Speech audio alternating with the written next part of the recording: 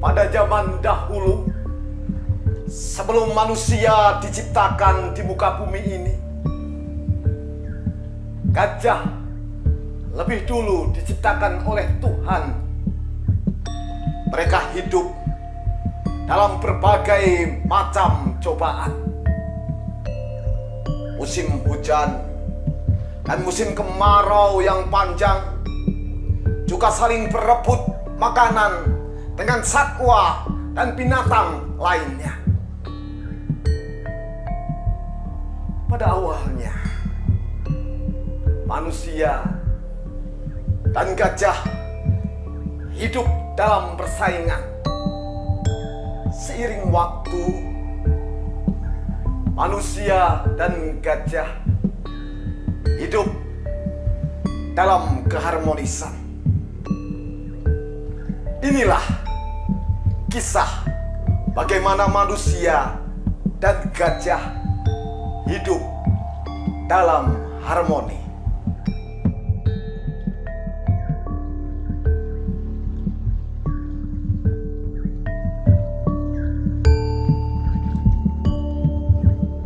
Suatu hari, sekelompok manusia yang terdiri dari laki-laki dan perempuan yang hidup dalam goa ingin berburu gajah.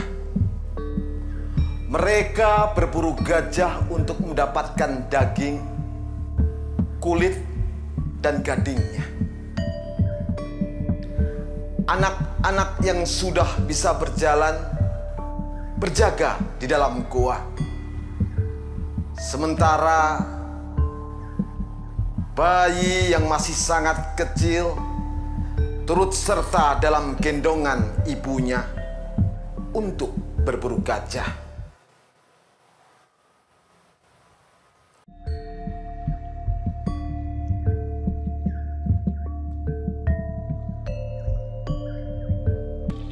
Ketua kelompok memberi aba-aba pada kelompoknya untuk bersiap-siap dengan senjatanya menyerang gajah-gajah yang sedang mandi dan minum di aliran sungai itu.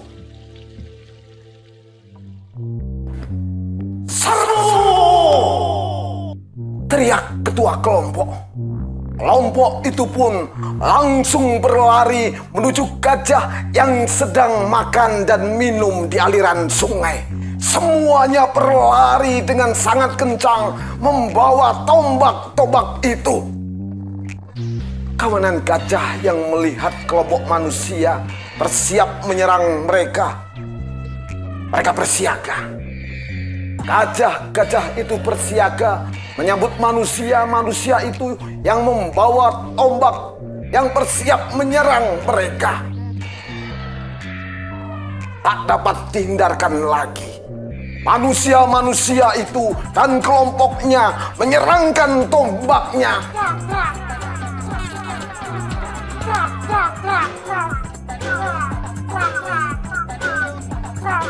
Mereka melihat gajah-gajah itu tidak mempan dan tidak bisa dilukai dengan tombak-tombak yang mereka bawa.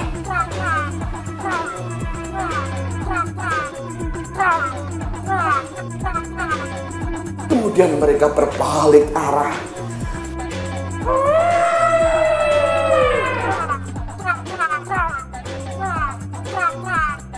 Mereka tidak diam saja ketika senjata-senjata dari kelompok manusia itu terus mengenai mereka.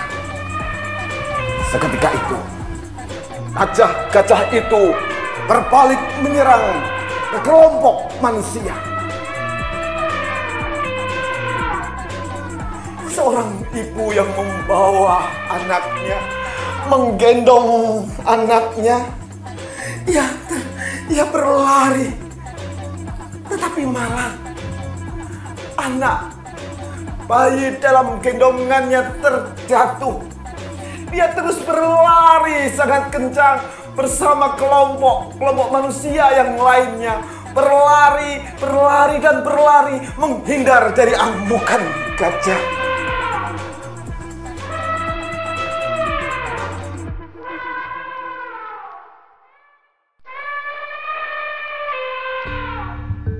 Saat kelompok manusia itu berada di atas bukit,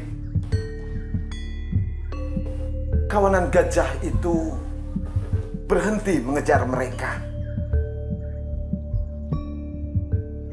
Si ibu yang kehilangan bayinya tadi terus menangis dalam pelukan suaminya. Lalu ia mendengar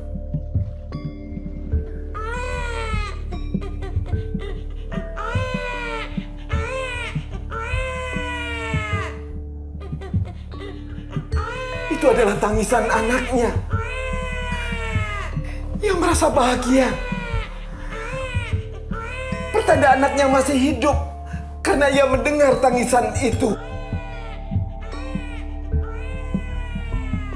Lalu seekor gajah betina merangkul sang bayi yang jatuh di padang tadi dengan belalainya. Ia membawa bayi itu bersama kawanan gajah yang lain masuk ke dalam hutan. Ya, kami selaku masyarakat Desa Jadimulya sangat menghormati ataupun paham dengan gajah selaku hewan yang dilindungi. Terutama masyarakat kami tidak pernah melakukan pemburuan ataupun hal-hal yang mungkin membuat gajah tersebut tersakiti atau dengan apapun, karena masyarakat lokal sini masih memiliki kearifan lokal dan termasuk gajah tersebut kebanyakan orang-orang sini masih memanggilnya dengan sebutan Mbah, Datuk dan segala macam. Karena ya kami tahu karena satwa tersebut sangat dilindungi. Alhamdulillah masyarakat di Desa Jadimulya ini masih paham dengan hal tersebut, dan kami seandainya ada gajah yang akan masuk ke desa kami cuma menunggu dan menghadang supaya tidak masuk ke areal perkampungan. Insya Allah masuk tran itu saya masih berumur sekitar 4 atau 5 tahun. Di situ memang banyak populasi gajah di sini, memang tempatnya di sini. Tapi selama itu dulu itu kami nggak mengusik beliau. Kami berdampingan dengan rukun. Memang gajah berapa kali berapa tahun ini masuk ke kampung, ke pemukiman kami. Di situ ya sebagian kecil memakan tanaman-tanaman hasil kebun kami ikhlas. Saya itu adalah anak Tran pada tahun 1982, yaitu ikut orang tua saya dari Jogja, yaitu Kabupaten Sleman, itu datang ke air Sugian, yaitu sekitar tahun 1985. Dan awal saya datang ke sini, yaitu situasi alam di air Sugian itu masih hutan, hanya aja ada perumahan-perumahan dan ada jalan-jalan kecil, itu jalan pun susah dilalui. Dan itu berbagai macam pohon itu banyak sekali, semak-semak banyak sekali. Jadi antar rumah ke rumah itu tidak kelihatan. Apalagi berbagai macam binatang pada saat itu banyak sekali, seperti berbagai macam itu burung. Nah, burung-burung itu masih dari burung rangkong. Burung rangkong itu yang paruhnya besar, ya badannya besar, itu biasanya hinggap di pohon-pohon besar seperti pohon pule, pohon meranti. Nah, itu hidupnya di pohon yang besar, ya. Itu banyak sekali itu. Jadi kami dulu waktu itu ya heran, karena di Jawa saya itu tidak ada seperti burung rangkong, itu nggak ada. Yang ada di Sumatera ini berbagai macam kera, banyak sekali kera ekor panjang yang hitam, kalau istilah kami itu mengatakan budeng, yang agak kuning-kuningan beruk. Nah, beruk itu banyak sekali waktu itu. Ya, berbagai macam hewan itu banyak sekali waktu itu, karena namanya hutan. Kami termasuk datang ke sini itu dimasukkan ke dalam hutan. Tapi saya karena masih kecil tetap enjoy saja, senang saja. Terus lagi situasi di sini waktu itu tanah ini masih berair. Jadi rumah Tran itu panggung dengan ukuran rumah itu 5x7, atapnya seng, di bawahnya itu air. Jadi kita itu kalau mancing ikan tidak usah jauh-jauh, cukup di dalam rumah mengeluarkan kail dapat ikan. Itu banyak sekali, seperti ikan gabus, ikan betok, sepat, apa itu kaper, banyak sekali itu jenis-jenis ikan. Pengalaman kami dengan gajah waktu itu kami heran juga, ada binatang yang sangat besar kayak itu, karena waktu saya di sana nggak kenal itu kata Pak itu namanya mbah, nyebutnya itu yaitu gajah. Dan waktu itu gajah itu biasa keliaran ke samping-samping rumah, ke jalan-jalan bawa sayap, itu banyak sekali. Tapi hanya sekedar makan, seperti makan, nggak rusak mah tidak, hanya makan ini seperti batang pisang, batang kelapa, itu sifatnya hanya makan tapi tidak merusak atau bahkan membunuh orang, nggak ada waktu itu. Saya pun bisa melihat waktu itu dengan dekat. Bahkan saat itu saya sekolah, masih duduk di SD, di SMP waktu itu ya, pulang sekolah itu ada binatang gajah itu di bawah jembatan penghubung, itu ada jembatan penghubung, saya melihat di atasnya, biasa nggak apa-apa, itu melihat gajah rombongan itu mandi di sungai. Jadi nggak takut, tapi ya orang tua saya pesan waktu itu kalau ketemu mbah atau gajah itu ya kita jangan terlalu dekat, menjauh, tapi ya jangan diganggu.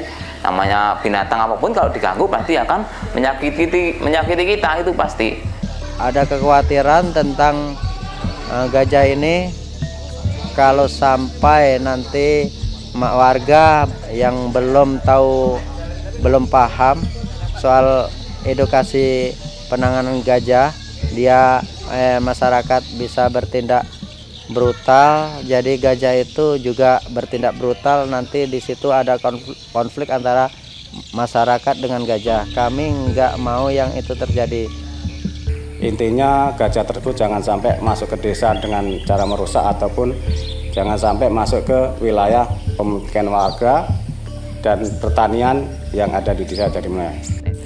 Nah, apa yang harus kita lakukan ketika kita ketemu dengan gajah? Nah, karena kita hidup memang di daerah yang ada gajah, kita hidup pada daerah yang berdampingan dengan kantong-kantong gajah, apa yang harus kita lakukan ketika memang kita bertemu dengan gajah tanpa disengaja?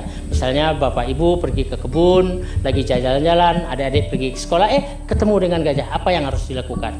Ketika kita ketemu dengan gajah, pertama kali yang harus dilakukan adalah kita itu tenang. Ketika kita ketemu dengan gajah, jangan langsung kita reaktif, jangan kita langsung lari, tetapi yang kita lakukan adalah diam, menenangkan diri. Gajah juga demikian. Gajah ketika ketemu dia dengan orang, yang dilakukan oleh gajah berhenti, gajah diam. Di waktu itulah gajah berhenti dan diam. Nah, salah satu reaksi si gajah biasanya telinganya berdiri, dan gajah akan mencoba mendeteksi yang di depannya.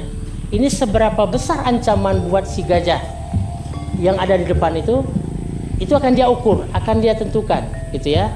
Nah, kalau kita memberikan ancaman, maka gajah juga akan merespon itu. Oleh karena itu, ketika kita ketemu dengan gajah, kita harus berhenti, kita diam.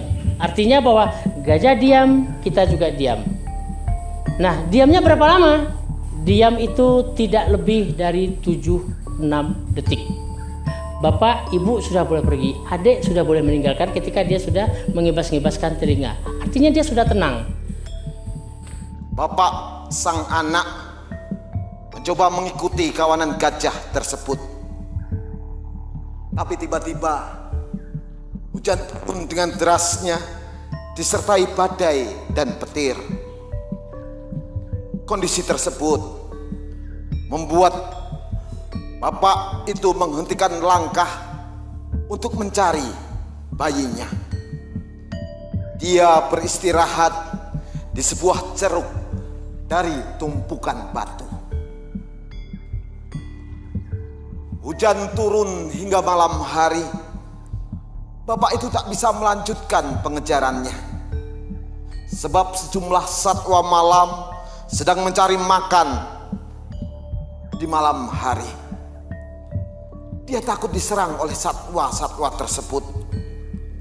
Dia pun tertidur di ceruk itu.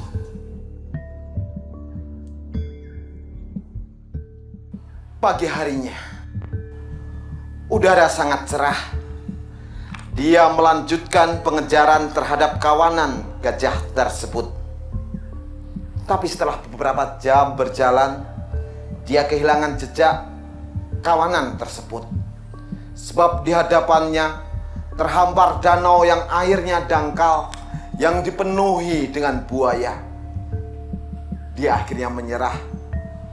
Dia kembali ke goa tempat istri dan anggota kelompoknya berkumpul.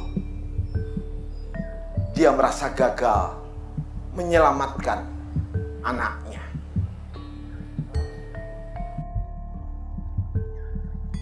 "20 tahun kemudian, musim kemarau yang panjang, kelompok manusia yang menetap dalam goa hidupnya memprihatinkan. Stok makanan yang mereka punya sudah habis. Makanan yang ada didahulukan untuk anak dan perempuan, sementara lelaki dewasa harus rela mengurangi asupan makanan. Hujan tidak kunjung turun. Banyak satwa yang mati kelaparan. Pohon-pohon dan tanaman mengering, dan sebagian juga mati. Burung-burung berangsur pergi. Mereka pergi ke wilayah yang masih banyak makanan. Arah kepergian burung-burung ini ternyata diikuti oleh sejumlah satwa lainnya, seperti harimau, anjing, dan beruang. Seorang manusia melihat kepergian sejumlah satwa yang mengikuti burung. Dia pun yakin arah itu mengarah ke tempat yang masih terdapat makanan.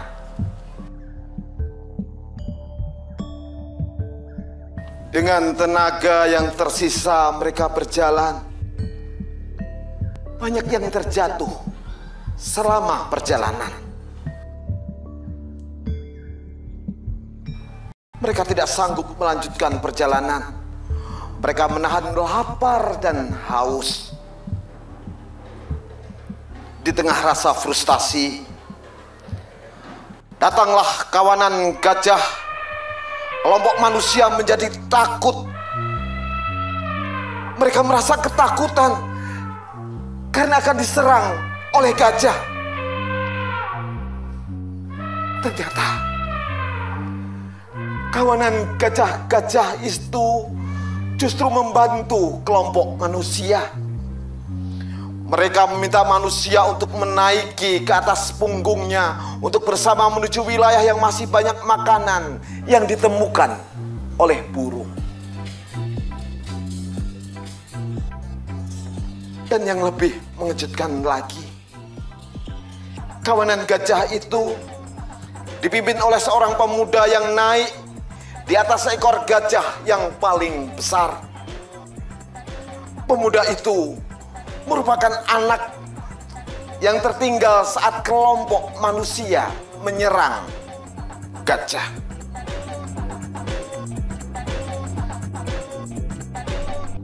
Sesampai di wilayah yang baru, kelompok manusia dan satwa hidup bahagia. Manusia mencari makan, tidak lagi dengan berburu. Manusia bercocok tanam dan menernakkan sejumlah satwa yang populasinya mudah dikembangkan, seperti ayam, bebek, domba, atau kambing. Terkait dengan gajah, sama seperti harimau, masyarakat Melayu di Pulau Sumatera memandang mereka sebagai makhluk hidup yang harus dihargai. Mereka menempatkan gajah, harimau maupun yang lainnya sebagai makhluk yang sama di mata Tuhan, sama di mata alam. Gajah mereka sebut sebagai datuk atau orang tua, sehingga mereka tidak memburu atau mengganggu kehidupan gajah. Hubungan harmonis ini bisa kita temukan dalam berbagai masyarakat adat di Sumatera, baik yang berada di dataran tinggi maupun yang ada di dataran rendah. Kenapa terjadi konflik manusia dengan gajah pada hari ini? Menurut saya, karena berbagai pengetahuan lampau yang menjamin kehidupan harmonis manusia dengan gajah, dengan satwa liar lainnya, itu mulai terkikis. Nah, terkikisnya nilai-nilai ini disebabkan orientasi manusia terhadap bentang alam. Sejak saat itu pula, manusia dan gajah saling menjaga dan berbagi makanan. Manusia menghormati gajah dan gajah menghormati manusia. Mereka hidup damai, mereka berbagi makanan dan ruang hidup.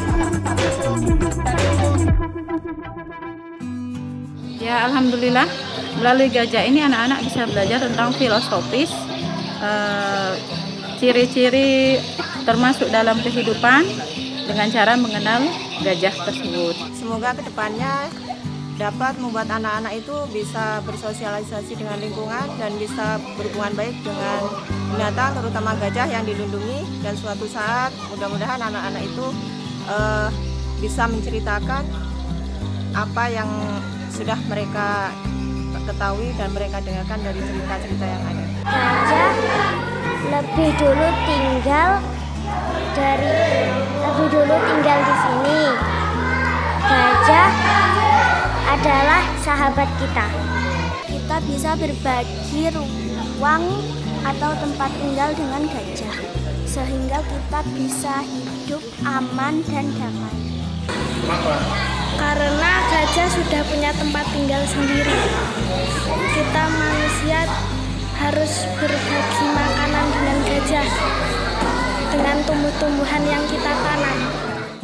Sekolah kita ini berada di dalam kawasan hutan perlindungan untuk gajah, sehingga apa yang telah didongengkan tadi nantinya dapat diimplementasikan oleh anak-anak dalam rangka untuk menjaga kelestarian gajah di lingkungan Kabupaten Ogan Komering Ilir. Karena dengan adanya dongeng tersebut, anak-anak dapat istilah menjaga keharmonisan hubungan antara gajah dengan manusia, sehingga tidak terjadi lagi konflik antara gajah dan manusia di sekitar kita. Dan ini harus bisa dipahami oleh siswa bahwa gajah yang ada di Sugian bukan merupakan ancaman bagi masyarakat di sekitarnya, tapi mereka adalah sahabat kita semua yang perlu dan patut kita lindungi. Untuk itu, tanamkan kesadaran kepada masyarakat, khususnya kepada anak didik kami, melalui edukasi dongeng atau sandiwara ataupun cerita lainnya yang mengenai gajah, bahwa gajah itu perlu kita lindungi, perlu kita berikan ruang hidup, karena memang habitat pertamanya memang ada di wilayah hutan yang berdampingan langsung dengan SDN 1 Bangi Biru. Harapan kami juga ke depannya masalah gajah ini termasuk hewan yang dilindungi akan dimasukkan ke dalam kurikulum di sekolah kami, yaitu sekolah SDN Sekolah Dasar Negeri 1 di Jaya-Baru. Jadi harapan kami ke depannya program ini akan tetap berlanjut, ya, mudah-mudahan seluruh stakeholder yang punya kepentingan dalam kegiatan ini ya ikut mendukung, ikut membantu ya daerah-daerah atau SD-SD yang ada di pinggiran itu. Kenapa? Karena gajah ini adalah merupakan hewan yang paling berharga dan dilindungi oleh negara. Saya berharap berbagai komunitas atau kelompok masyarakat yang berada atau di sekitar hutan untuk menggali kembali nilai-nilai hubungan harmonis manusia dengan alam, khususnya dengan gajah Sumatera. Apa nilai-nilai tersebut?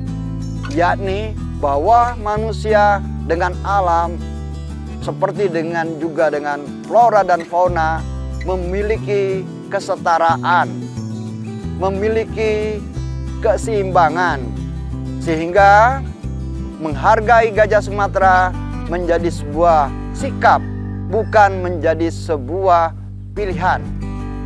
Dengan kita berbagi ruang, insya Allah gajah akan hidup dan kita pun akan hidup sejahtera tanpa kita saling mengganggu. Konsepnya adalah bagaimana masyarakat, pihak-pihak yang ada di Sugihan Simpang Eran ini sepakat untuk memberikan ruang kepada gajah tersebut. Program konservasi gajah yang kami lakukan bersama mitra di Kabupaten Oki berfokus pada 3 aspek, antara lain pelatihan mitigasi konflik manusia dengan gajah, edukasi dan penyadartahuan anak tentang konservasi gajah, penanaman pakan gajah, serta penggaraman tanah untuk penambahan mineral yang dibutuhkan gajah. Kami berharap program ini dapat menguatkan program konservasi gajah yang sudah ada, sehingga dapat mendorong terwujudnya harmonisasi dan koeksistensi kehidupan gajah dan manusia di Padang Sugihan, Kabupaten Ogan Komering Ilir, Sumatera Selatan.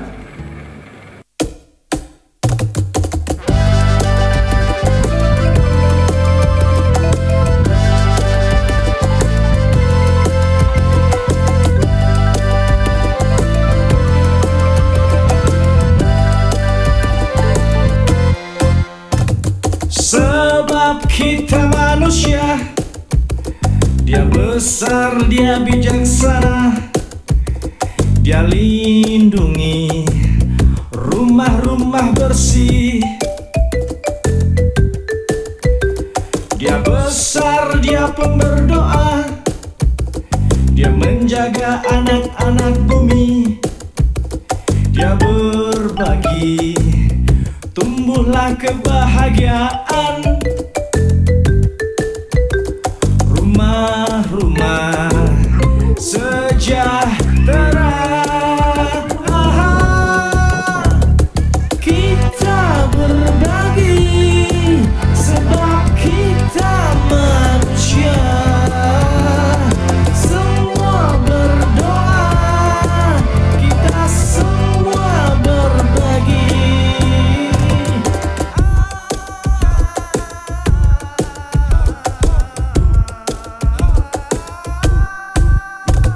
Dia besar, dia pun berdoa, dia menjaga anak-anak bumi.